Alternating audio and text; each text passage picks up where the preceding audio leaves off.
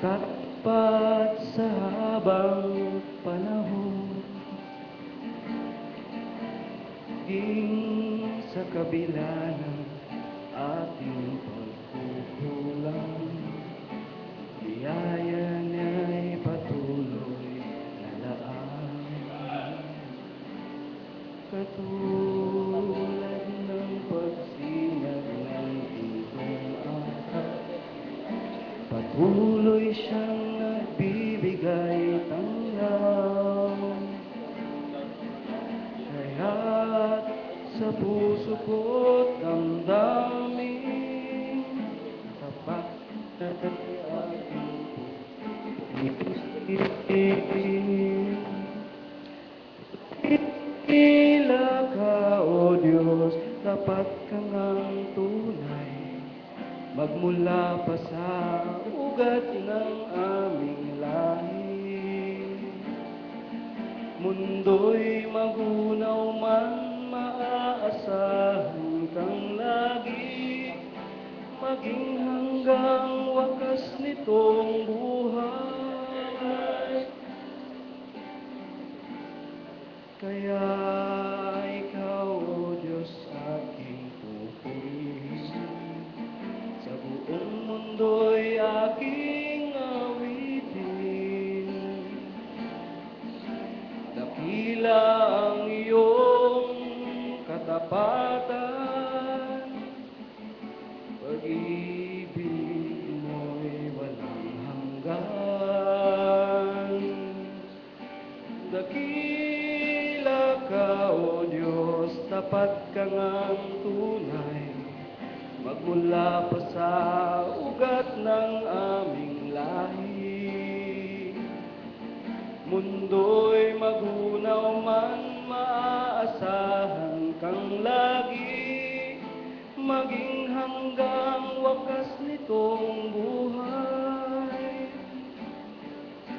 Dakila ka, O Diyos, sa habang panahon, katapatan mo'y matibay na sandigan. Sa bawat bighati, tagumpay man ay naroon, daluyan ng pag-asa kung kailang ay hinahon. Pag-ibig mo'y alay sa amin noon hanggang ngayon. Dakila ka, O Diyos.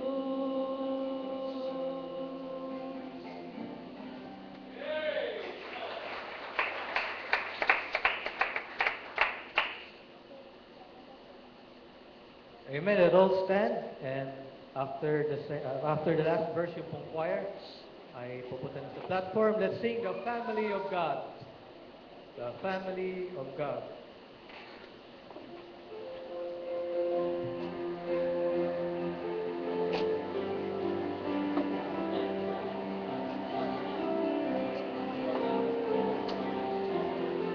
All together now on the chorus. I'm so glad I'm a part of the family of God. I've been washed in the fountain, cleansed by His blood. Join in with Jesus as we travel this sun, for a part of the family of God. You will not eat with the brother and sister around here. It's because we're a family and His folks are so near.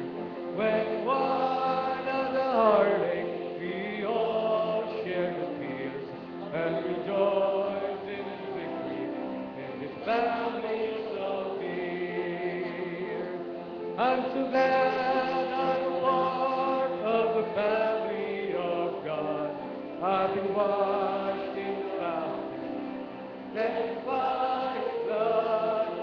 Join ears with Jesus as we travel this sun, for a part of the family of God. Second verse now.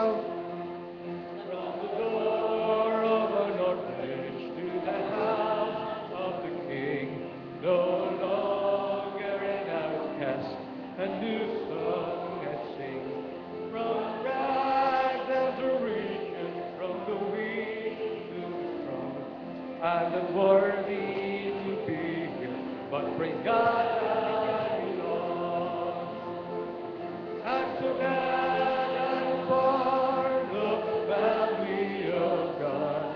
I'm washed in fountain, cleansed by blood. Join heirs in Jesus as we travel this sun, for a part of the family of God. Amen. You may now be seated, please.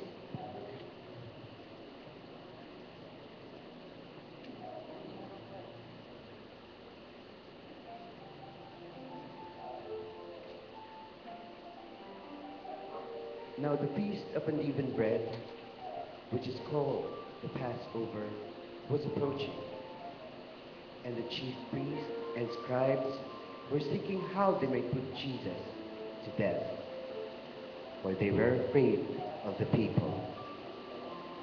And Satan entered into Judas Iscariot, one of the 12.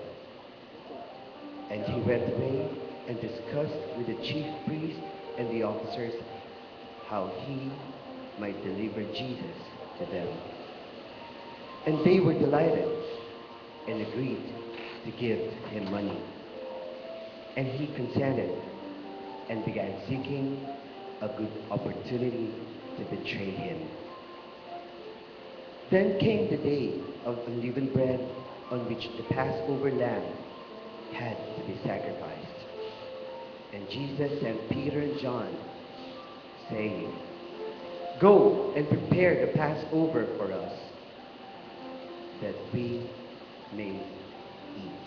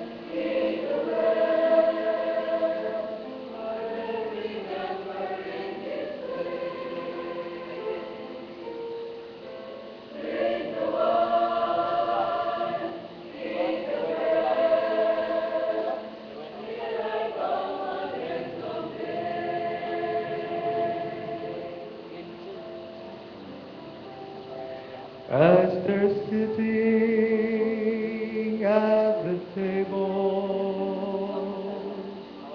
their hearts are stirred with what they learn. The bread and wine are but a symbol of his death till his return. Still today we are remembering our Savior's death upon a tree. The bread is for his broken body, the wine his blood that flows so free.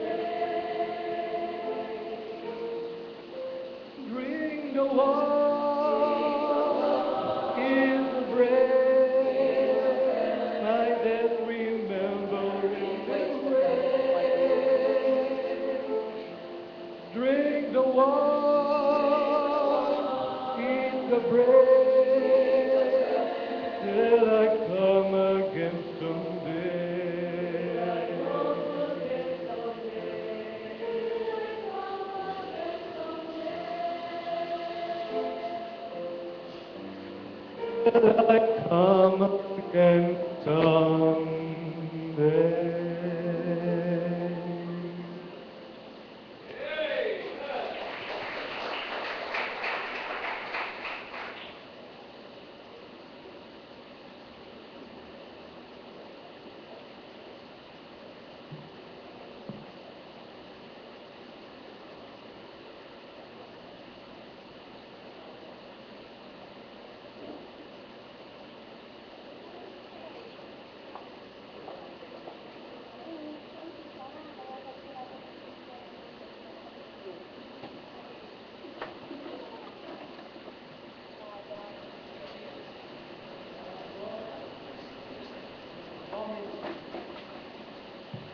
Ay papasalamat tayo sapagkat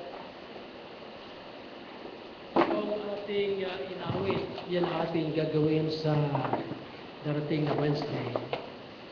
Ang Panginoon ay talagang lahat na pagsasakripisyo ginawa niya para bigyan tayo ng pagkakataong makapiling niya sa langit. At yung ating pag-alala sa Wednesday ay sapagkat dumating tayo sa punto na pinagmalasakitan ng Panginoon, binigyan tayo ng pagkakataong tumalikod sa ating paraan kung sa pagtungo sa kalangitan, tinanggap natin yung paraan niya, at dahil sa bagay na yan, nagkaroon tayo ng pagtanggap ng katiyakan ng kalangitan. Kaya ang kaligtasan, hindi po gawa ng tao, hindi gawa ng samahan, hindi gawa ng relihiyon, ito po ay gawa ng Diyos na kanyang iniaalok sa sino man na may pagnasang magkaroon ng kalangitan o katiyakan ng kalangitan. Kaya yun po ang pinakamagandang bagay na ating natanggap. Alam nyo kasi tayo, may tayong konsyensya o may tayong espiritu na siyang dahilan may tayong ginahanap. Maalala ko na ako'y, ako'y hindi pa nagpasyang tanggapin ng Panginoon. Ako, sa aking unawa, ligaw na naghahanap ng tatay. Mayroon kong talaga hinahanap na sabi ko, sino kaya? O ano kaya ang aking kalagayan dito? Bakit naghahanap ako? At nung dumating ang pagkakataon na ma-introduce sa akin ang tungkol sa Ebanghelyo, magandang balita. Yung magandang balita ito yung balita na tayo ay maaring hindi pupunta sa langit, kundi pupunta sa kalangitan. Doon pakikuha mo nga ito. Lipat lagi mo dito. Baka na may upo dyan. Thank you. Kaya yun po ang isang bagay na naging experience ko. At noong naipakilala sa akin na may namatay para tubusin ako sa aking kasalanan, at ito yung galing sa langit na pumunta rito, na ibinuhos ang kanyang dugo, binigyan kanyang buhay para maligtas ako. Nagkaroon ako ng pagpapasya. Pagpapasyang kilalanin ang pumunta rito na si Jesus Christ bilang aking personal Savior. At nung ako'y sumampalataya, hindi pala pwede yung gumawa ako, yung filosofya ko, hindi pala pwede na akong pupunta sa langit sa magitan ng aking filosofya at ako'y pupunta sa langit sa magitan ng aking paniniwala na pangsarili, yun pala, may magdadala sa akin doon at yun ay galing sa langit mismo. Kaya na ako'y sumampalataya kay Jesus Christ na buhay. At pagkatapos ay alang sarili, na buhay sa itong araw, kay Jesus Christ na buhay, doon ako nagkaroon ng katiyakan ng langit. Kaya yun po ang dahilan na mula noon hanggang sa ngayon, kung paanong doon ako nakatiyak hanggang tiyak at siyang selyo ko sa tungo sa kalangitan, si Jesus Christ mismo. Kaya ako'y may katiyakan na ako'y mamatay sa kalangitan. At yun ay ating alalahanin sa darating na Wednesday. Sa pagkakataong ito, ay gusto kong makita natin isang bagay na minsan naging topic at kung minsan di natin maintindihan kung ano ba ang ibig sabihin ng kanang pinag-uusapan. Alam niyo ba na yung namatay sa krus ng Kalbaryo na ating alahan sa Wednesday ay yan ang in-anticipate na babalik. Sapagkat si Jesus Christ sa ngayon, ang Jesus Christ na buhay, nasa langit sa kasalukuyan. At dahil siya ay Diyos, kung saan nag-uusap tungkol kay Jesus Christ na 2 o 3 sa kanyang pangalan, sabi sa Biblia, nasa kalagitnaan natin siya. At gusto kong pansin natin ang bagay nito, dadako tayo sa James chapter 5. Tayo po tayong lahat please. James 5 at ating pag-aralan.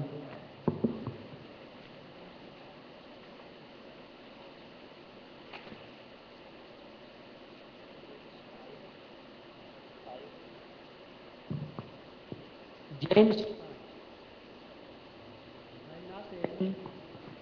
Ang verses 7 hanggang 12. Sige po, sabay-sabay tayo. Kung wala kayong Biblia, at nakita niyo yung katabi na walang Biblia, please share the Bible with them. Okay po. Dito po tayo sa James 5, 7, 8, 9, 10, 11, and 12. Sabay-sabay nang basa natin. Ready? Begin.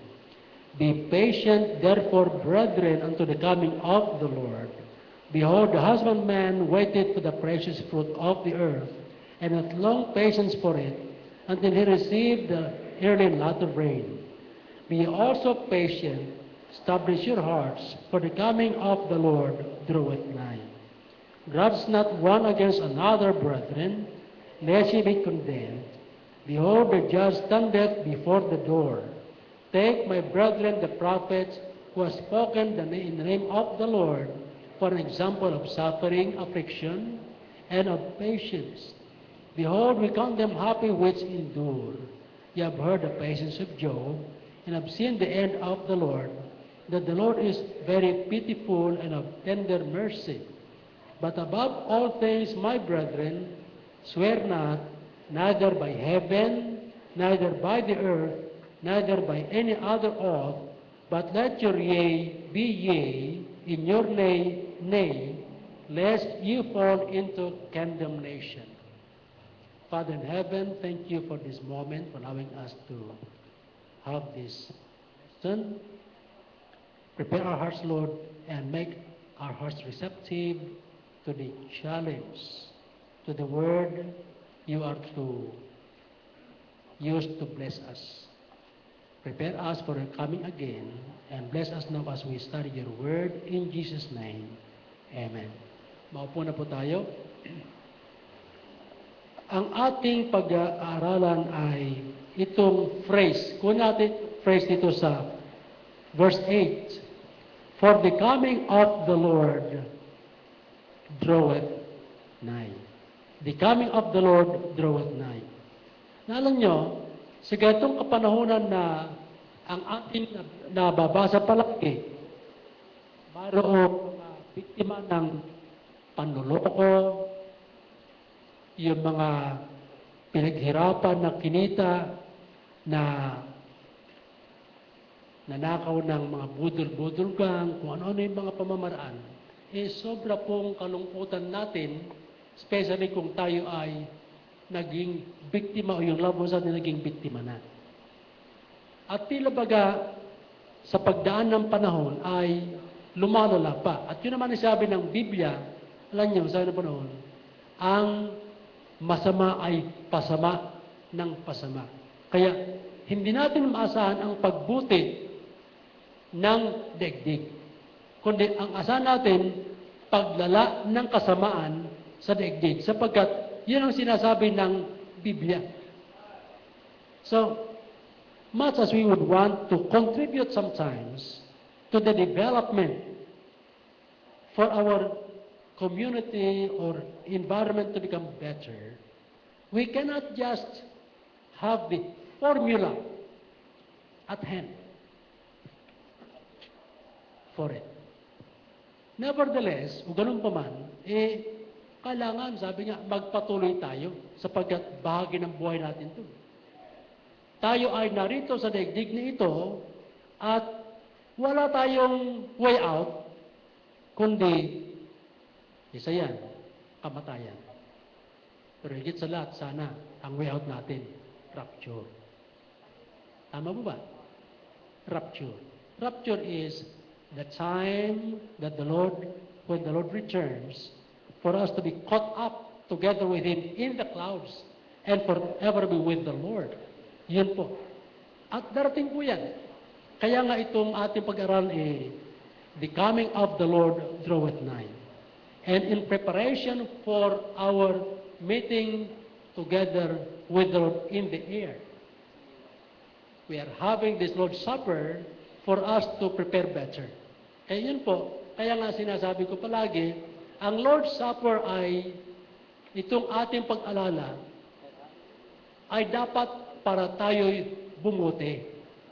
Bumuti. At yun ang dapat ating hangarin at pangarapin, paghandaan at gawin ng paraan, sabihan po noon, upang makapaghanda tayo ng maayos. Kasi itong pagbabalik ng Panginoon, talagang hindi pwedeng mai-postpone ito. The coming of the Lord has been set even before the foundation of the world, and it will come as planned in program. Walang delay ito. Pag-ikot ng daigdig, kasama sa plano yung inilang araw at tinyak ng araw upang balikan tayo. At yun ang ating point of anticipation, ang pagbabalik ng Panginoon. Kaya, anong ating gagawin? We should desire to become better and better because we have no direction but up there. Kung nasa atin si Christ sa puso natin. Kaya, titintin natin itong ating pag-aaralan at nawa, lalo tayo maging aware na kailangan pala paghandaan to. God wants us to have inductively sustained faith while waiting for His coming again. With the Lord's Supper being anticipated to be done as way of remembering the Lord's coming again, and as a preparatory activity by God's people, kailangan lalo tayong maging excited at isa lang ating desire that we might become better. So, since ito ay isang bagay na darating, mga ilang bagay ang gusto kong pansin natin. Number one, since the coming of the Lord draweth nigh. Number one is in verse 7. Kaya itong sa verse 7, be patient therefore, brethren, unto the coming of the Lord. So, nandun yung kanyang sinabi, be patient. Ibig sabihin, kaya tayo maging patient. Huwag kang magmadali sapagkat kung anong naalaan niya na takdang panahon, hindi natin pwedeng apurahin. Isang tayo, maalala ko isang pangyari. Gusto ng isang kapatid, maapura. Panay giit niya, giit ng giit. Alam nyo, ano ang pagigiit natin sa pagbabalik panahon kung sinabi niyang be patient or keep waiting? Hindi natin pwedeng apurahin ito sapagkat itinakda ito ng baylan ng langit at lupa. Kaya, yun ang ating isettle sa puso. We've got to keep waiting. And therefore, we ought to exercise patience.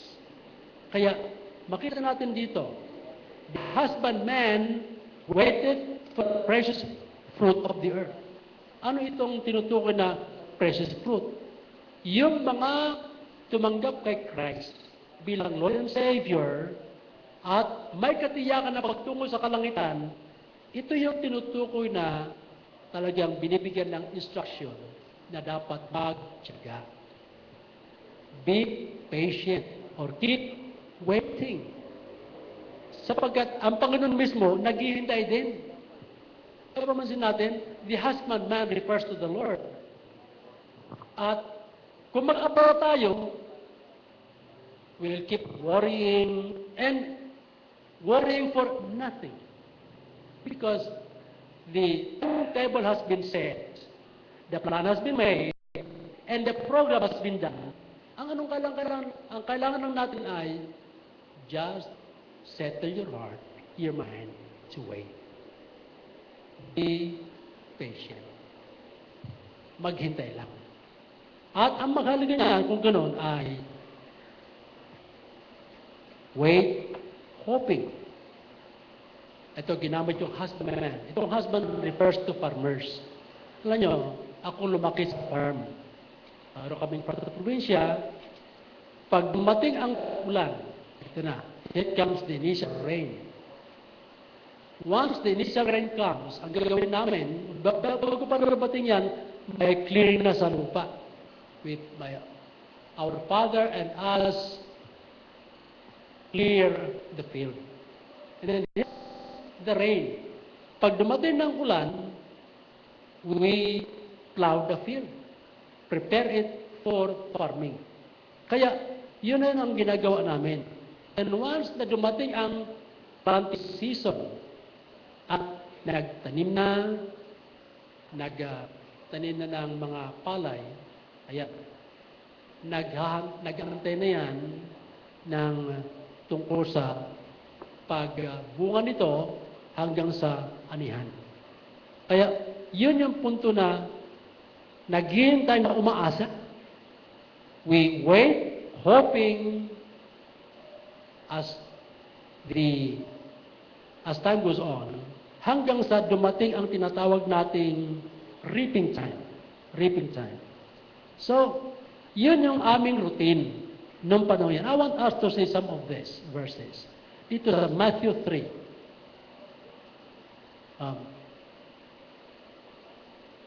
Matthew 5, I should say. Alam nyo, ito, yung punto nakikita natin dito. The husbandman waited for the precious fruit of the earth and had long patience for it until he received the early and latter rain for preparing the field. And then here comes the reaping time. Puro nakaprograma po yan. Kaya tignan natin ito sa Matthew 5. Matthew 5:18. For verily I say unto you, till heaven and earth pass, one jot or one tittle shall in no wise pass from the law till all be fulfilled. Kaya kung ano nakatakda, yan ay siguradong darating. Now, Luke 16, verse 17. Anong ating makita rito? 16, 17. Tingnan natin ang bisa ng salita ng Diyos. Now, 17 of Luke 16. It is easier for heaven and earth to pass than one jot, one tittle of the law to fail. Kaya itong dokumento, alam nyo, yung iba, ay kung ano ginagawa sa Bible. They try to edit the Bible, try to adapt it to our understanding, etc. Ngayon, hindi na intindihan ang dokumento ng Diyos. Kaya lahat na pamamaraan ay ginagawa, but a document remains a document. Lahat man na gagawin yung ginagawa kong minsan na reconstitution, papalitan, modification. Ano ang ginagawa sa dokumento? Yung original document pa rin ang hinahanap. Ganon ang Biblia. Lahat na ginagawa ng mga magagaling na tao, yun pa rin totoo ang gagamitan ng Diyos balang araw para hatulan ng tao. Kaya nga sabi noon, mas madali pa ang langit at ang lupa na lilipas kaysa isang tuldok o isang kudlit ang mawawala o papalya. Kaya ibig sabihin niyan, mga minamahal, itong Bibliang ito, kung ano ang nandito, yun na yun. Yun na yun. At kung paano ang mga farmers naghihintay patiently tungkol sa ani, ganun pang ginagawa ng Diyos, naghihintay siya sa kasalukuyan. I want us to look at Luke 8. Luke 8.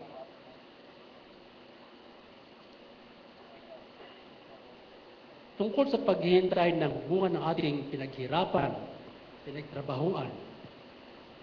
Ito ang sabi ng Panginoon sa Luke 8:15. But that and a good ground are they which in an honest and good heart, having heard the word, keep it and bring forth fruit with patience. Kaya yung ating bunga ng pinaghirapan, kailangan hintayin natin because it will be duly rewarded by the Lord and it will be rewarded in God's time. Kaya sa ngayon, patuloy sa pambunga with patience. Kaya yun ang ating unang nakikita rito, be patient. Kaya huwag tayong tumigil, ibig sabihin, patuloy sa pamumunga, patuloy sa paglilingkod, patuloy sa ginagawa, pagpapakatapat, hanggang dumating yung panahon ng pagbabalik ng Diyos upang yung ating pinaghirapan ay ating makamtan. Balik tayo dito sa sa James 5. Balik tayo. Sumunod na bagay na gusto kong makita natin ay James 5:8. Pansin natin ang sinasabi ng Panginoon dito. James 5:8. Be ye also patient. Establish your hearts, for the coming of the Lord draweth nigh. Itong mga taong ito ay ginamit yung analogy ng farming sa verse 7, kung ating makita sa bandang baba.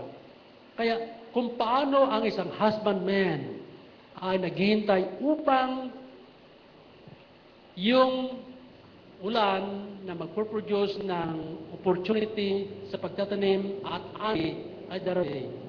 Saan pa noon? Be ye also patient. At makita natin ito, present continuous ang dating niya sa atin. Bisipin tuloy-tuloy. Kung yung fulfillment nito ay may yung distant, may continuous. Kaya ito, nakikita natin at tuloy-tuloy ang dating nito. Now, ang ating isipin ay yung pagbabalik ng panahon darating. At kaya sapagkat ito ay siguradong darating, ay nakailangan ang ating spirito sa paghintay ay inductively waiting. Ano ibig sabihin na inductively waiting? Habang papalapit tayo sa kanyang pagbabalik, kailangan tayo mag-intensify ang ating desire sa paghihintay. Mahirap alam nyo minsan, yung naghihintay ka ng wala, napakalungkot po niyan. Maraming mga naghihintay ng wala. Maalala ko yung mga nadadaya, yung mga force recruiter.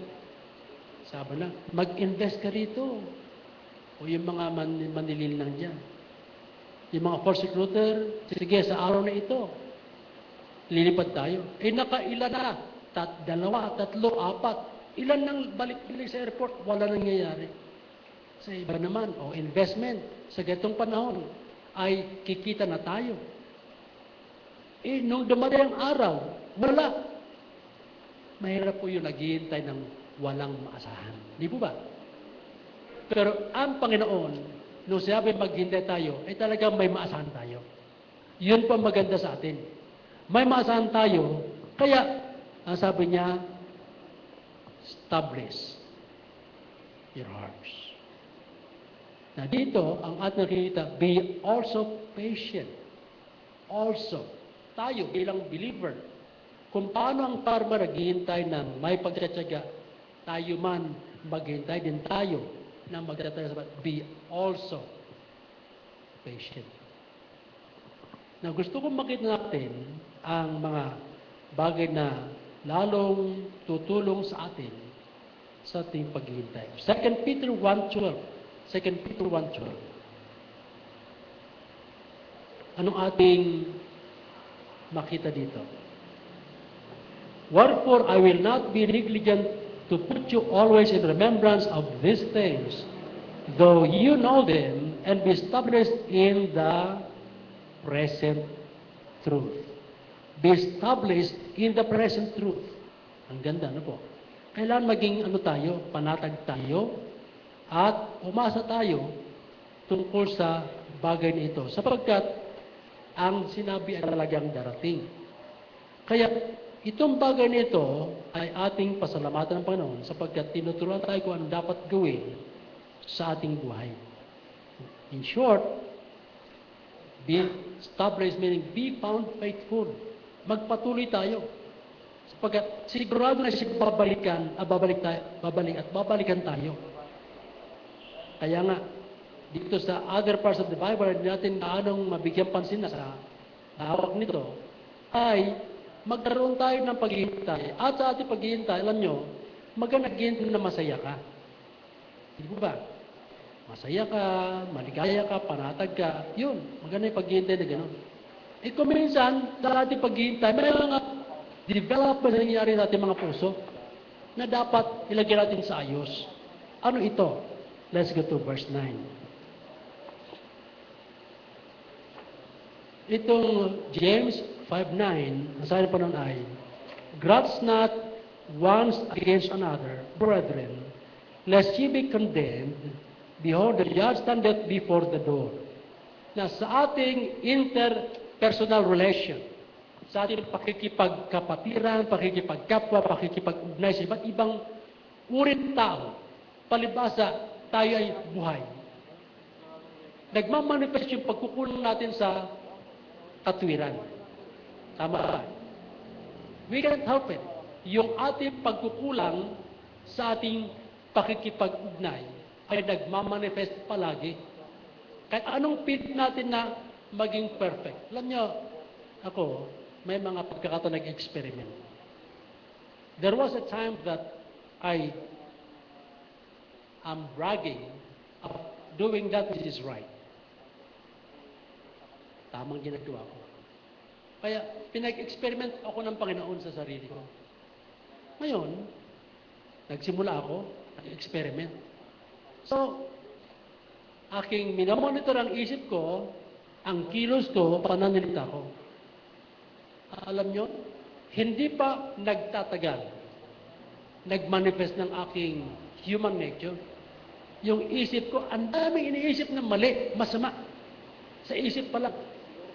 Sa actions ko, nakikita ko rin maraming mali. Sa aking pananalita, marami rin mali. Nag-conclude ako, talagang, ako ay talagang masama. Makasalanan. Ako, sinner. By nature. Na kahit anong pagmamalaki ko na ako'y tama, matuwid, pag-iisip, okay, na-discover ko by personal experience na talagang ako ay talagang isang makasalanan. So in short, sapagkat yun ang nature natin, you try to experiment also and you will come up with conclusion. Dahil nakita ko na talagang biyaya lang ng Diyos kung bakit tayo nakaka-survive. Dahil siyempre, yung isang tao, kung minsan inabot ng iyong pagkukulang na siya ay war freak, na pag nag-class ang inyong mga uncontrolled emotion, thinking, will, giyera po yan. So, yung salitang grudge not, ang aking binibigyan ng script nito. Ano yung ibig sabihin ng grudge not? Alam niyo ibig sabihin nitong grudge not?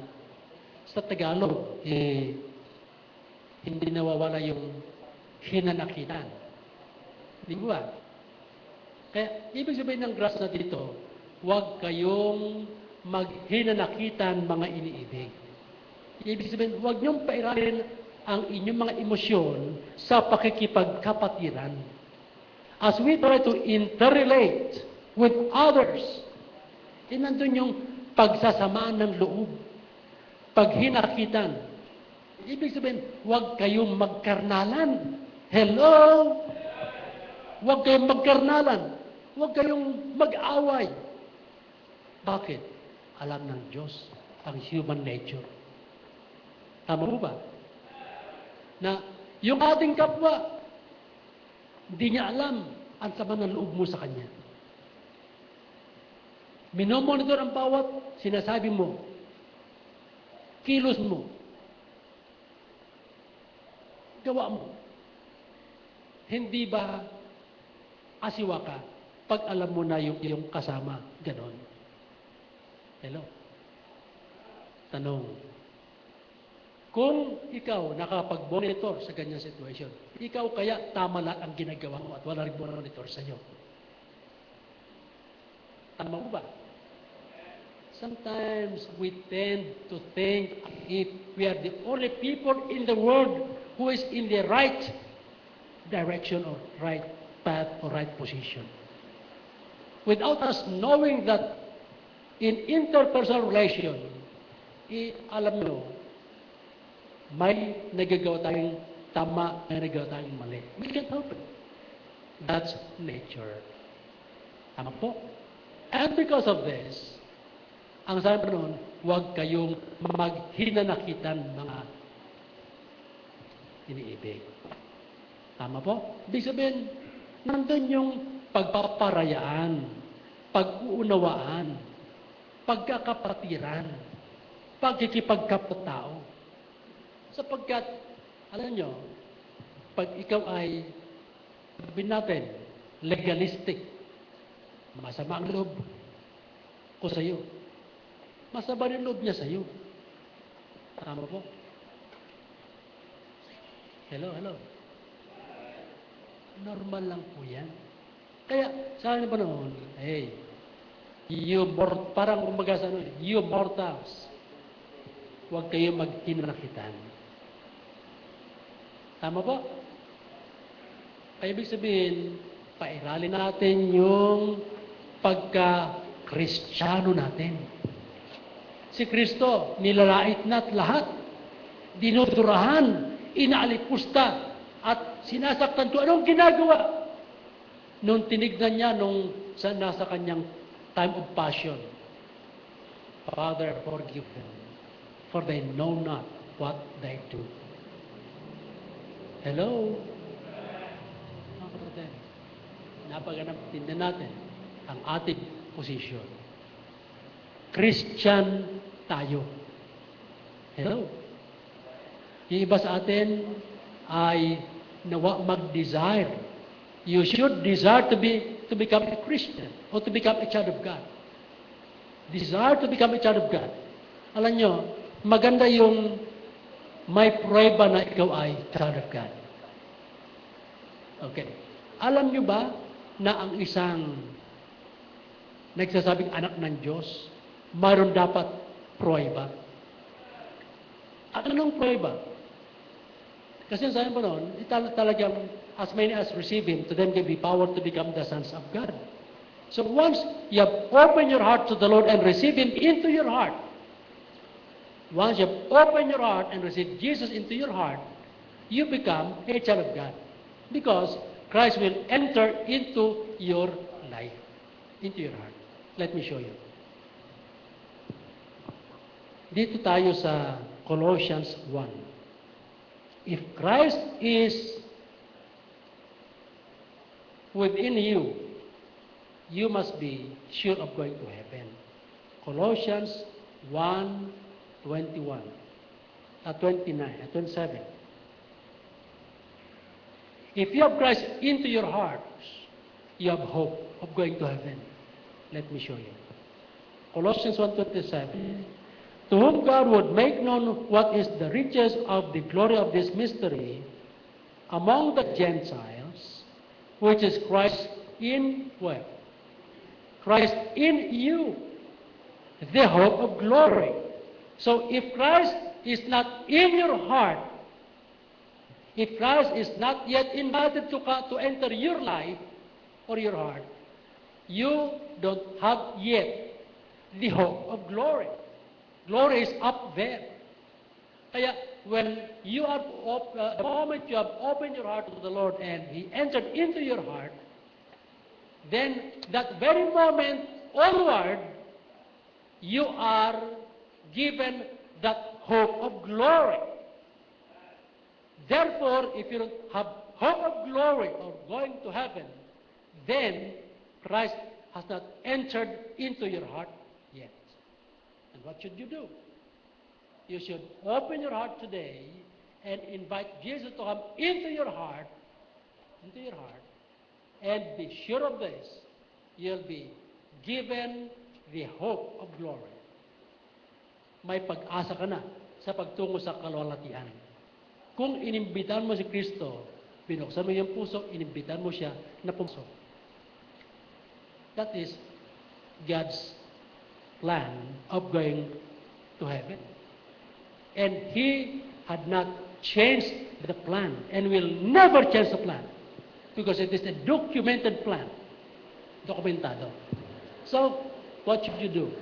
It is a matter of decision to be acted upon by faith. Kailangan may faith ka, may tiwala ka.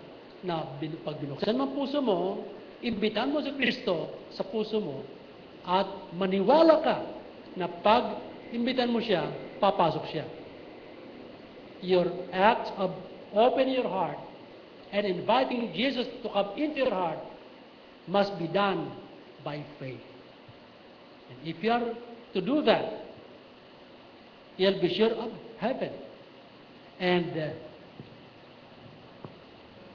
it is the Lord's plan, and He will never change that. Yun ang plano. Kaya, kung wala pa si Kristo sa puso natin, imbitan mo na siya para ikaw ay tanggapin din sa kalangitan. Ngayon, kung hindi mo siya tanggapin, nakakapasok ba siya dyan? Jesus is never a gate crosser. Hindi siya kailanman mag-gate cross. If He will not be invited into your hearts, He will not enter. Because He is denied of being invited. So kailangan mo, magpasya ka, you need to decide to invite Christ to come into your heart. And once you decide to invite Christ into your heart, He will enter. And you'll become His child. And you'll be sure of going to heaven. Now, I'm referring to the living Savior, Jesus Christ. Kasi buhay siya eh. Buhay siya. Okay. So, balik tayo dito sa punto. Bonus yun, bonus. Grabs na. Huwag magsama ng loob. Huwag maghinanakitan. Huwag magkarnalan. Hindi mo yun? Grabs na. Okay.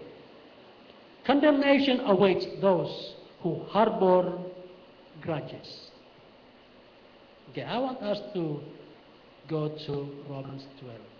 Alam niyo, ito magandang attitude. Pakita natin to.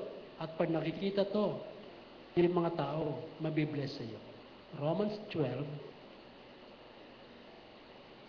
Yun natin. 17. Recompense to no man, evil for evil. Provide things honest in sight of all men. If it be possible, as much as it lieth in you, live peaceably with all men. Kung puwede, live peaceably with all men. Dearly beloved, avenge not yourselves, but rather give place unto wrath, for it is written, Vengeance is mine, I will repay, saith the Lord. Therefore, if thine enemy hunger, feed him. If he thirst, give him drink. For in so doing, thou shalt heap coals of fire on his head. And here comes the conclusive declaration. Verse 21. Be not overcome of evil, but overcome evil with good. Huwag kang padaig sa masama, kundi daigin mo ang masama sa mamagitan ng mabuti. Amen ba? Huwag padaig sa masama, kundi daigin mo ang masama sa mamagitan ng mabuti. Now, 1 Peter 4. 1 Peter 4.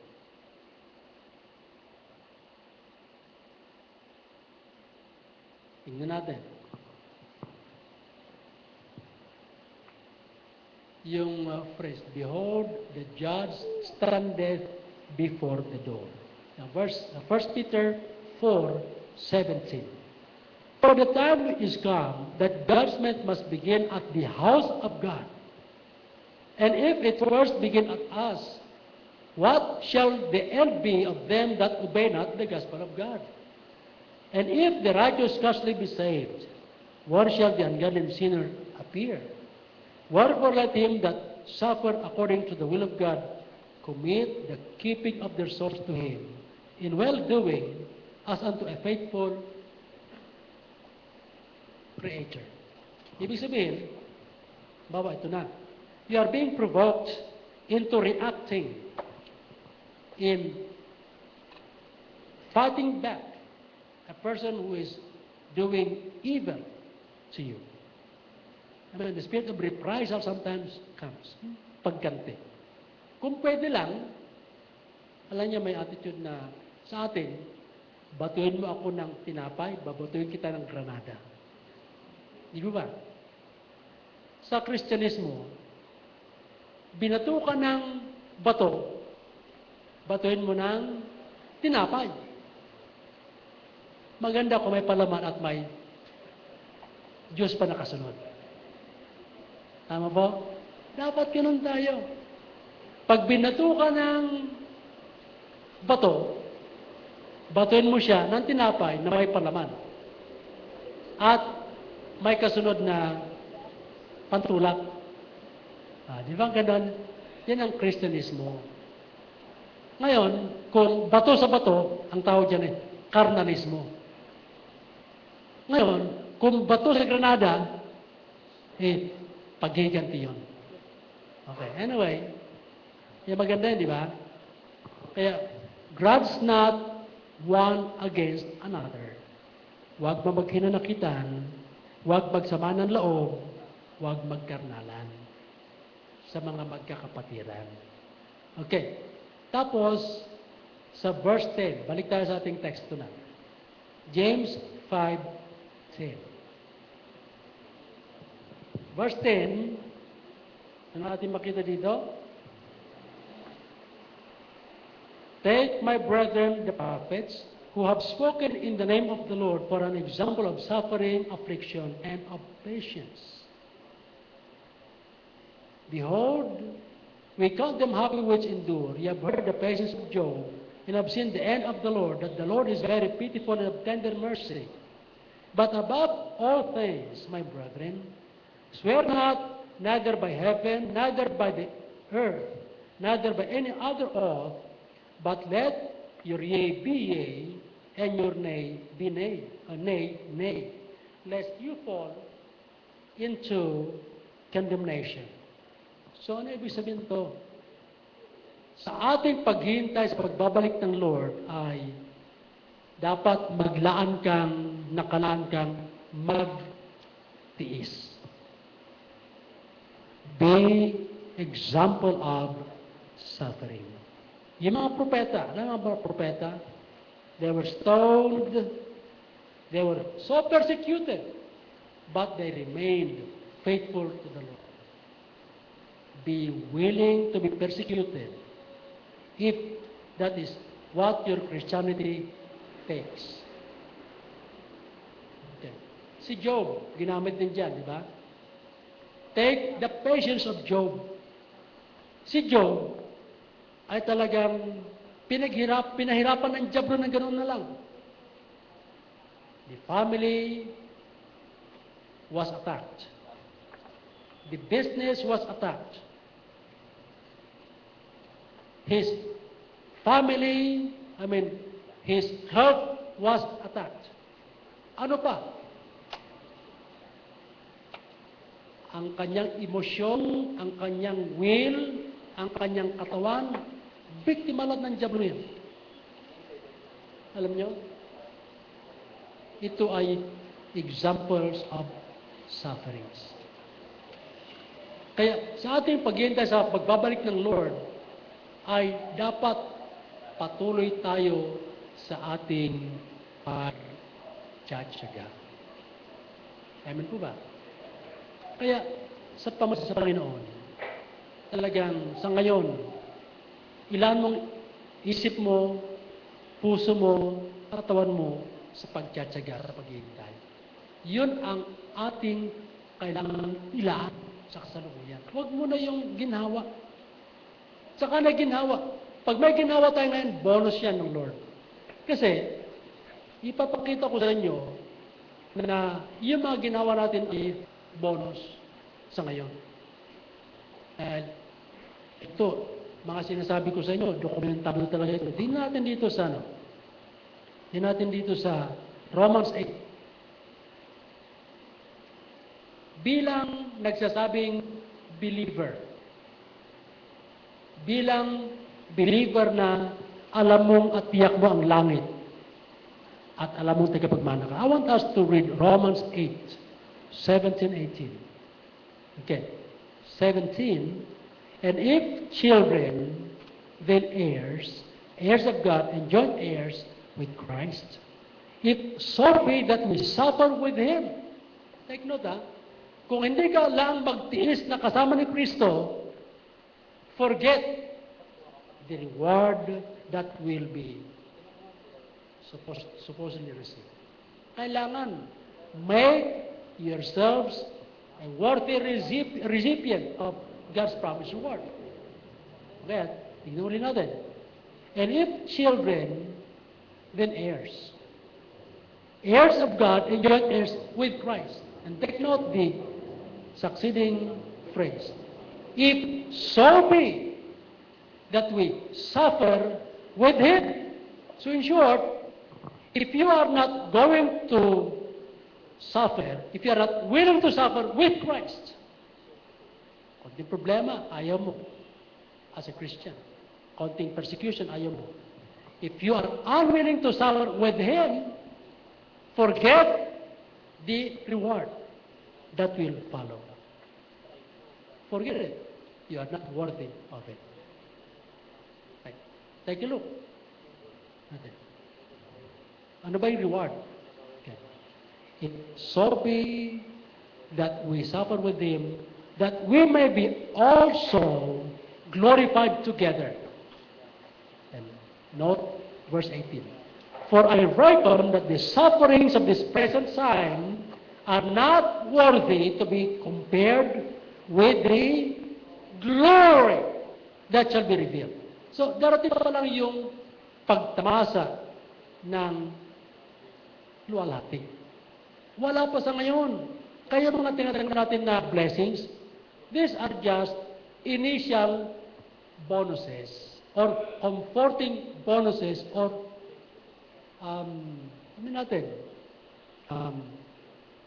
motivational bonuses. Because the best are yet to come. Darating pa lang. Wala pa sa ngayon. Kaya sa ngayon, tis muna. Amen ba? Kung puro gloria ng gusto mo ngayon dito, yung puro kalalatian, tapos na. If you are to receive the glory now, expect nothing at the years to come. Expect nothing. So, we should conclude through this. Lord's Supper time is a time for us to be preparing to become better. And preparing ourselves to be ready to suffer if God allows us to go through it. Hindi maaaring hindi tayo darating dyan. Kung gusto mong glory. If you want the crown, you've got to have the thorns. Amen ba? Hindi pwede ang Panginoon kasi, hindi ka bibigyan ng gantimpalang luto. Kailangan karapat-dapat ka dyan. Kung hindi ka karapat-dapat, di siyempre aalis ka. Atras ka. Pero huwag ka rin umasa na may reward ka. Because the sufferings are things that we need to go through in order to be crowned. In order to receive these glories. So, anong kailangan natin sa ngayon? Prepare for the better. At yung kanyang pagbabalik, maging motivation natin. Kasi, Pastor, ang hirap na ako ngayon. Mga kapatid, yung konting hirap na ating dadunasin sa ngayon, nasabi po noon, is not worth it to be compared with the glory that shall be revealed in us. Maganda nga, mayroong isang Christian, sabi niya, Lord, gusto niyang tumanggap ng glory. Lord, kung ako'y nakalaan na dumaan sa mga pagtitiis na yan, basta't samahan niyo lang po ako po ay laang dumaan dyan. Please po, samahan niyo lang po ako. Ako'y laang dumaan dyan. Amin na mahal, that is exactly what God wants us to understand. Make yourselves, by the grace of God, be served to be crowned or to be glorified. But at this moment, let us prepare for the better. Lord's Supper time is to be done this Wednesday. Prepare for the better. Pero, ibig sabihin niya ganito, yung sama ng loob mo, di ba sabi, grants not, huwag nang magtanim. Kung ikaw yung mapagtanim, ibigay mo kay Lord lang attitude ng pagtatanim. Kung ikaw yung war freak, konting bagay lang, react ka. Ibigay mo na kay Lord yan. Grants not. Hello? Kung may mga sama ng loob ka, kasi po, masyado ko inagrabyado, masyado po, etc. Kung sabi ng Lord, ano pong gagawin ko? Tanong mo sa Lord, ano pong gagawin ko? You go to your Lord, to your God, and ask Him. Consult Him for appropriate or proper action. O, ano? Hanggang dito ka lang. Gawin mo yun. Hindi naman yung, gagawin ko yan, Lord, alang-alang sa'yo. Kung ano pinapagawa niya, yun ang gawin mo. Hindi yung gusto mo, yun ang gawin mo. Sapagkat siya magbibigay ng reward sa iyo. Amen ba? Go His will and way. The coming of the Lord draweth nigh. So, anong kailangan gawin natin? Makasisipin niyo, baba ng banal na espiritu. Iba yun. Pero salamat po, di ba? So, partake the Lord's Supper this Wednesday at 7 with God's blessings. Amen po. In this moment, therefore, time to appropriate the message for ourselves. Panahon na ng pagpapasya. Panahon na ng pagtingin sa ating sarili, tayo ba'y karapat-dapat sa Lord's Supper? Now, yung mga iba sa atin, marahil sa ngayon kung mamatay ka, halimbawa ito wala, no offense to. Ito ay tinatawag natin pagtatanong lang. Alam nyo ba na ako, nung wala pa akong katiyakan ng kaligtasan, pag ako'y mamatay, takot na takot ako dyan. Bakit? Bilang aktivista, handa akong mamatay. Pero sa likod ng aking yabang, takot din ako sa kamatayan. Unawaan ko ng bandang huli, na pag ikaw ay namatay, na wala kay Christ, ang gising mo, pagkamatay mo, impyerno na. Naunawaan ko yun, kaya pala, takot ako sa kamatayan noon. Takot ako. Pero nung dumadang pagkakataon na naituro, magsisi ka. Ibig sabihin pagsisisi pala pagtalikod sa aking dating paraan kung paano pupunta sa langit. Di ba paraan ko noon? Filosofya. Basta ako'y niwala mayroong isang Diyos, sapat na. Kalawa, basta ako'y walang ginagawa masama, langit ako. Yan ang filosofya ko. Tapos, tuloy yun.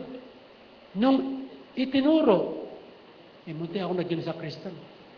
na itinuro sa akin na kailangan mo si Jesus Christ na mula sa langit na pumunta rito bilang tagapagligtas mo. Aminin mo na kayo makasalanan. By nature. At buksan mo yung puso, tanggapin mo sa Kristo bilang tagapagligtas. Yung pagkakataong yun, binuksan ko aking puso. Inimbitan ko si Kristo na yung nabuhay sa ikatlong araw. Nung paniniwalaan ko yun, na yung nabuhay na Kristo ang magliligtas sa akin, doon ako nagkaroon ng katiyakan ng kalangitan. Minsan lang yun.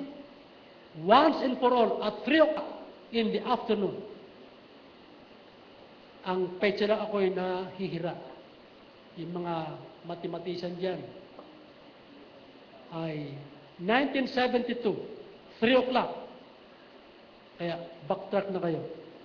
1972, yung mga magaling dyan, matuntun yan. Either 21 or 22 ng October. Yung panahon yan. Doon ako tumanggap sa bilang tagapagligtas. Kaya, let me share the blessed opportunity with you. I decided, by God's grace and by faith, to receive the Lord Jesus Christ to come into my heart. Hindi magaling magpaliwanag. Sabi na, tatanggapin ba si Kristo? Nagpa siya akong tanggapin by faith. Nagkaroon ako ng, sa araw yan, hanggang sa ngayon, hanggang mamatay ako, ng pagkatiyakan ng kalangitan. Bakit? Ako'y sumampalataya sa Kristong buhay. Hindi sa Kristong buhay. Yun, ang naging susi. Ang tanong ko ngayon ay sa inyo ganito. Kayo ba sasampalataya din? Tumayo po tayo lahat, please. Sa pagkakataon ito, tumayo po tayo. Tayo ba ay magpapasya din? Na katulad ko, na noon, hindi ko alam, wala akong katiyakan ng langit, takot ako sa kamatayan. Pero nung ako'y nagpasyang tanggapin ko si Jesus Christ na buhay, yung resurrected Christ, and by faith, believed and received Him into my heart. I got saved right there and then. Hanggang sa ngayon. Kasi minsan lang yan. Could you make that decision also, even at this moment? Decide to receive the Lord Jesus Christ into your heart by opening your hearts by faith and receive Christ as your Lord and Savior. Can you do the same? Kasi alam niyo, para ng Panginoon, hindi pa bago-bago. Isa lang. Gusto niyang iligtas tayo. At sabi niya, sa araw pagliligtas, ikaw ay sasakluluhan. Ngayon ang araw katakda, ngayon ang araw ng kaligtasan. Kung noon nag-desire ka na, ito na marahil ang pagkakataon, magpasya ka na upang tanggapin mo si Kristo bilang Lord and Savior mo. Now is accepted time, now is the day of salvation to receive the Lord Jesus Christ as your Lord and Savior. Hindi iba. You've got to go to Him personally and ask God to forgive you and open your hearts and receive Jesus Christ, the resurrected one, to come into that heart. And He will grant you His promised salvation. Grant. Bakit grant? Libro po eh. Hingin mo lang by faith. At this moment, with heads bowed, eyes closed, marahil iba sa atin dito, Pastor Padua, tinatanggap ko naman siya, pero bakit wala pa akong katiyakan ng kaligtasan? Marahil, yung paraan mo ay hindi yung paraan ng Biblia. At ngayong umaga, ito na yung paraan. Pastor, ngayon, palagay ko ito na yung paraan sapagkat ang sinasabi mo wala sa Biblia. I believe that Jesus Christ, who is alive, can save me today. Would you please pray for me, Pastor Padua? Gusto ko rin pumunta sa langit. Would you please pray for me? Maroon ba rito na may pagpapasya ngayong umaga? Gusto kong paniwalaan din, Pastor Padua, na si Jesus Christ ang makapaglinis sa aking kaluluwa. Would you please pray for me? Maroon po ba? Raise your hands. If you have that desire to go to heaven. Meron po ba?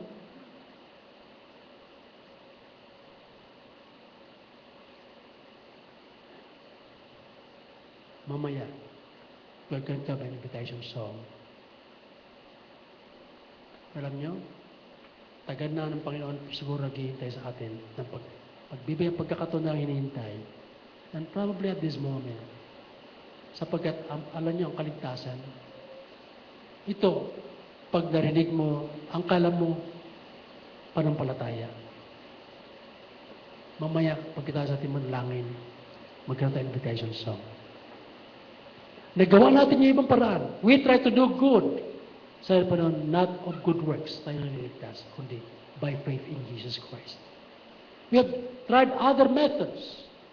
Nothing happened. Try the Lord's method, the Bible method that I told you. Aminin mo di kayo makasalanan. Aminin mo di mo kayo iligtas yung sarili. Aminin mo na si Jesus Christ lang makapagliligtas ng sarili at magsisi ka. At sa pagkakataong ito, maniwala ka na kaya kang iligtas. Are you ready for that? Are you ready to respond to the challenge? Are you being called to go to Him? Tutulungan ka lang namin para ikaw ay magkaroon katiyakan ng kaligtasan. Manalangin tayo. Diyos Ama namin na sa langit. Salamat po, Lord Jesus, sa iyong pangako ng pagliligtas. Salamat po sa mga tumanggap na sa iyo na iyong hinahamon na magpakatapat, magtiyaga, magtiis, willing to suffer, willing to be patient, to be established, maging matatag sa paghihintay. Ipapasalamat po kami sa mga ehemplo rin ng mga pinakita niyo sa amin. Bless us, no Lord, and for those whom Thou hast ordained to eternal life and have a believing heart, let them respond this morning. All this we pray in Jesus' name. Amen. Amen. We're going to sing a song. Ito po, andyan po sa song number.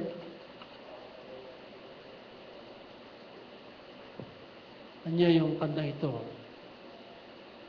Ano man ang iyong kalagayan, kung lumapit ka, tanggap ka.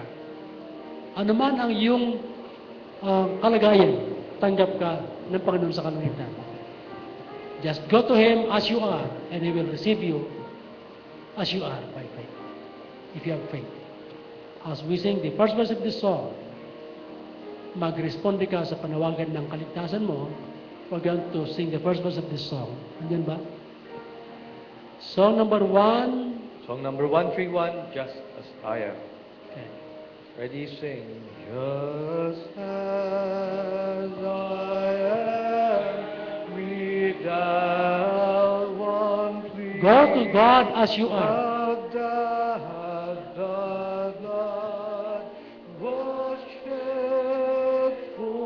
If you are to go to the Lord as you are, God will receive you this morning. Igagad ka lang ng mga trained soul winners. Igagad ka lang. It is you and the Lord with the guidance of an altar worker.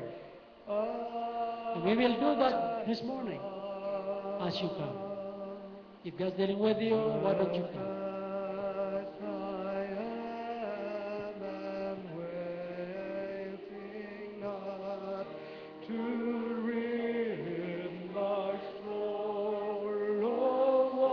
Ang dugo lang ni Kristo ang makapaglilinis sa ating mga kasalanan, kailangan ka mag-responde para sa iyong kaligtasan.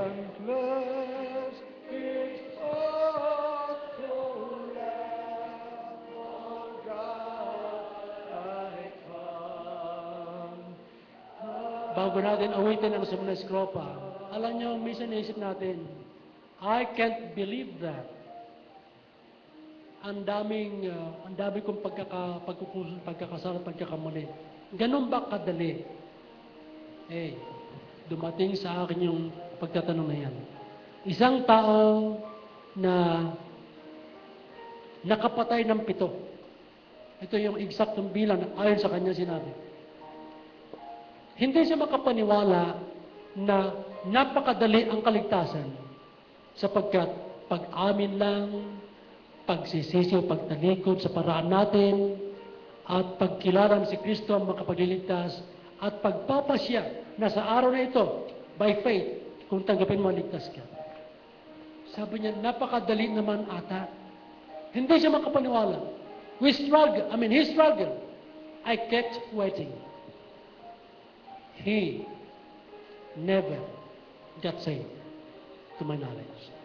Because he never decided to believe that Jesus has power to save him. Nagkulang siya sa paniniwala. Nakita niya sa Biblia, narinig niya, pero hindi siya makapaniwala. You know what? Marahil yan ang kalagayan mo sa ngayon. Can Jesus do that? Can He forgive me totally? Yes, He will. Bakit kanyo? Si Apostol Pablo na popular sa atin, siya ay mamamatay tao, ang kanyang tungkulin sa kanyang relihiyon, patayin ang mga nagsasabing Christian, believers of Jesus of Nazareth.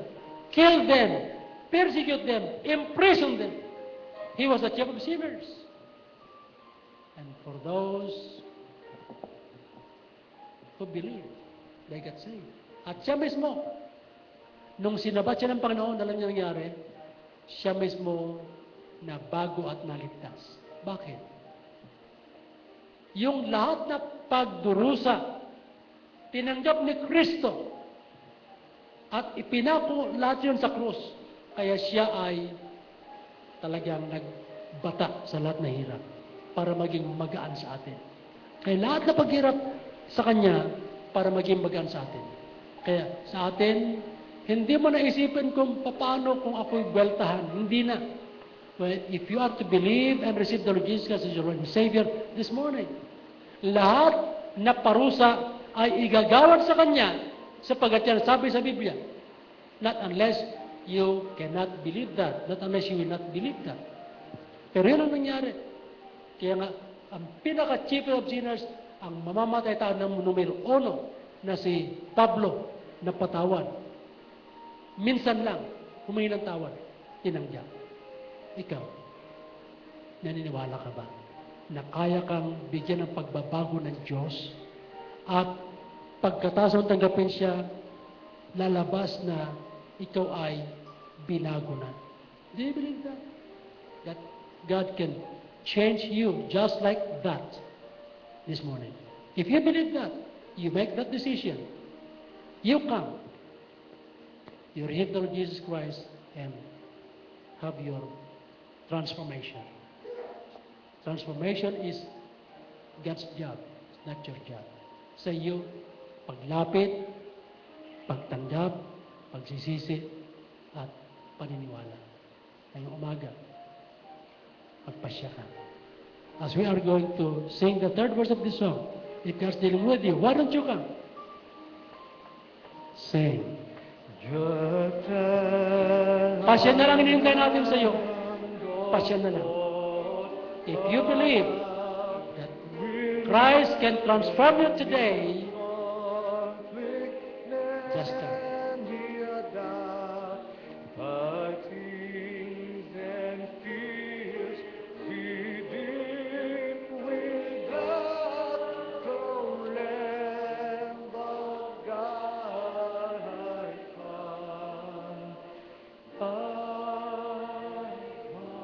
Pastor, would you please, as we sing the next verse of this song, Pastor, would you please recognize me?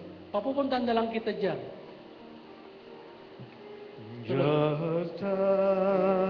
Please recognize me. Gusto ko ng langit.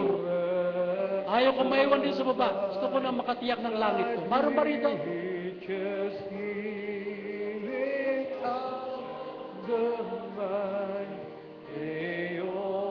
Start anew with Jesus. Start anew with Jesus.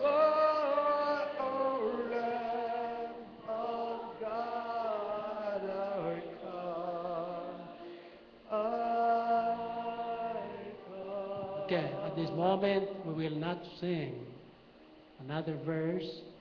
I just want the pianist to play the piano. And probably,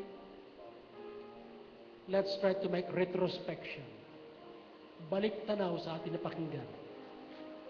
May pagpapasya ka ba? Kung magpapasya ka, eto na, as the pianist plays the piano.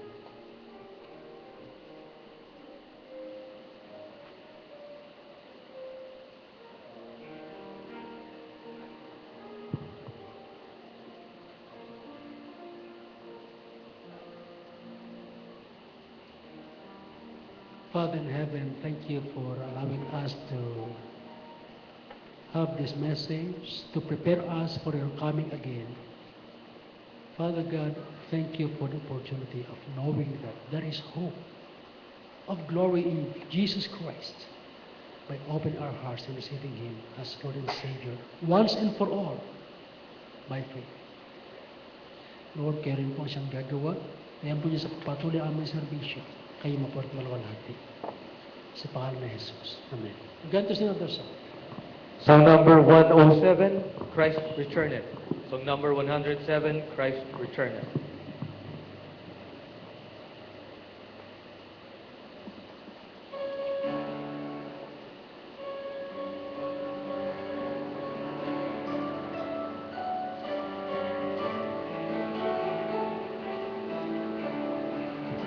All together now, in maybe and morn, when the day is awaking, when sunlight through darkness and shadow is breaking, that Jesus will come in the fullness of glory to receive from the world His own.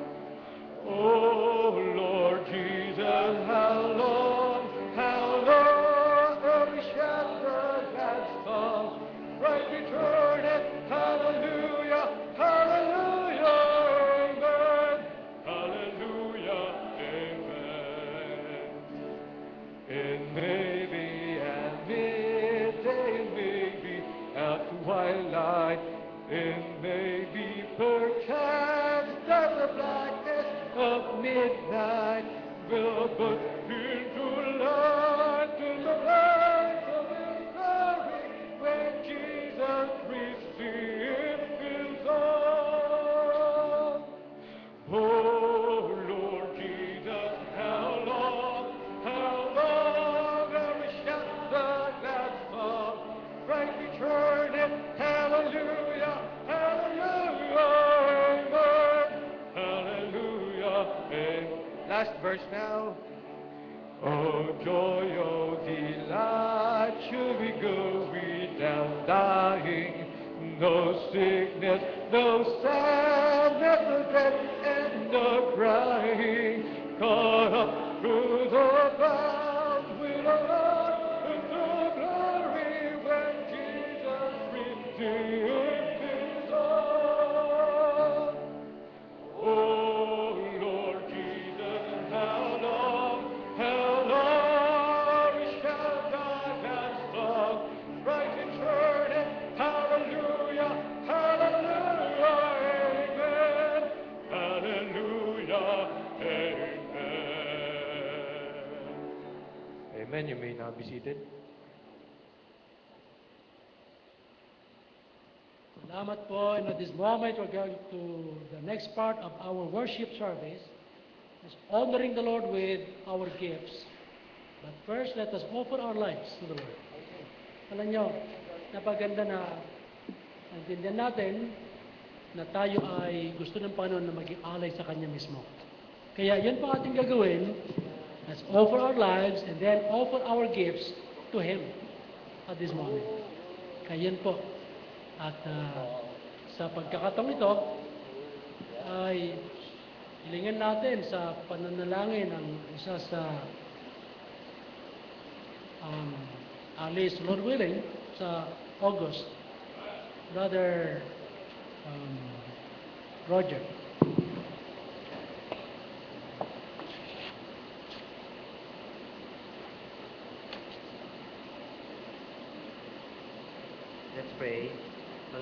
banal at makapangyarihan sa lahat, salamat nga po sa iyong mga mensahe na amin natanggap araw na ito.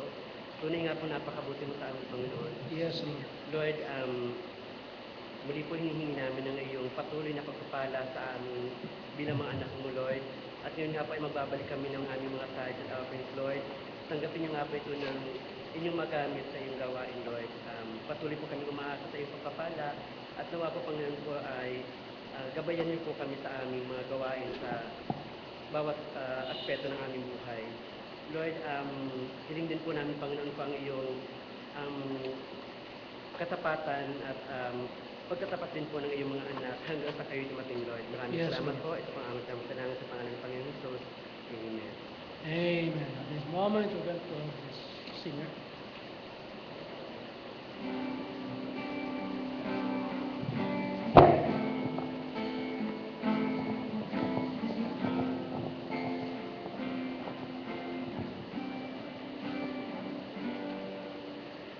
Naglalaro sa hangin ng buhay ko, di malaman kung saan ang tungo.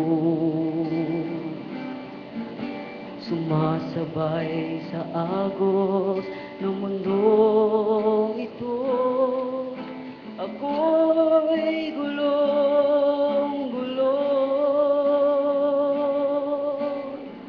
Di ko na malaman kung ano ang gagawin sa buhay ko. Bawang kalungkutan, walang pagbabago, kapaguran ang laging nadarama ko.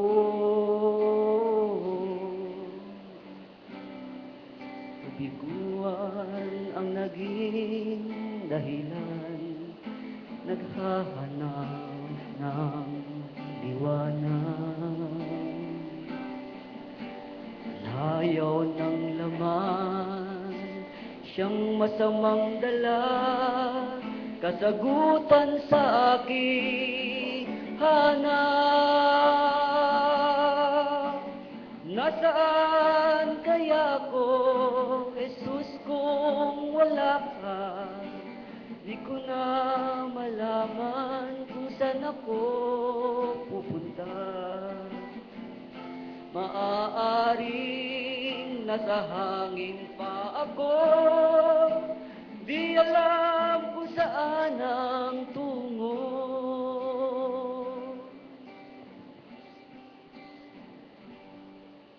Naglalaro sa hangin ang buhay ko, di malaman kung saan ang tungo.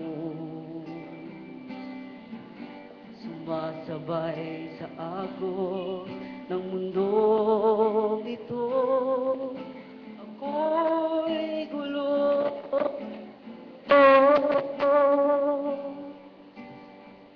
Di ko na malaman kung ano ang gagawin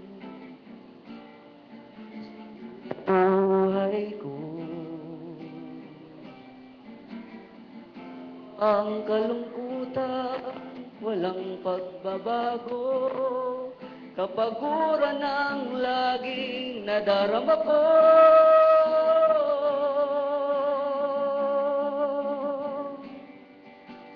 Nasaan kaya ako, Jesus, kung wala ka? Malaman saan ako pupunta. Maaaring nasa hangin pa ako, di alam kung saan ang tungo. Nasaan kaya ako kung wala ka, Kristo, sa buhay ko?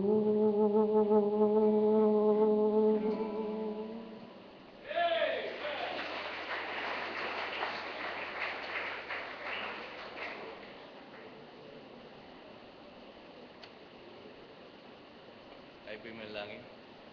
Ama naming Diyos na makapangyarihan sa lahat, maraming po salamat, Ama, sa mensahe, Panginoon, na pinagkaloob niyo po sa amin. At hindi po ang aming pasasalamat, Panginoon, sa pinagkaloob niyo po na tithes and offering. Kayo po ang patuloy na gagamit, Panginoon Diyos, sa bawat isa, upang maalala po namin, Panginoon, ang pagbibigay.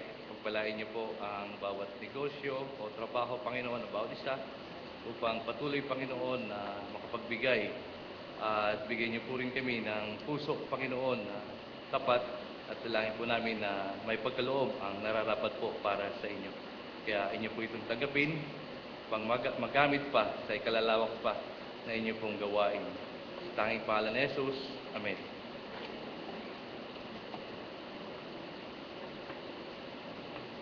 Salamat po. At sa pagkakataon ito ay alahan natin, activity natin, Lord's Supper, 24. Napaganda po na ating maalaman ng mga ano ito sa tungkol sa preparation na ito. At yung mensahe po ay it prepares us for that. Meron din, this coming Sunday morning ay, alam niyo yung ginagawa natin na first fruits giving, blessing po yan.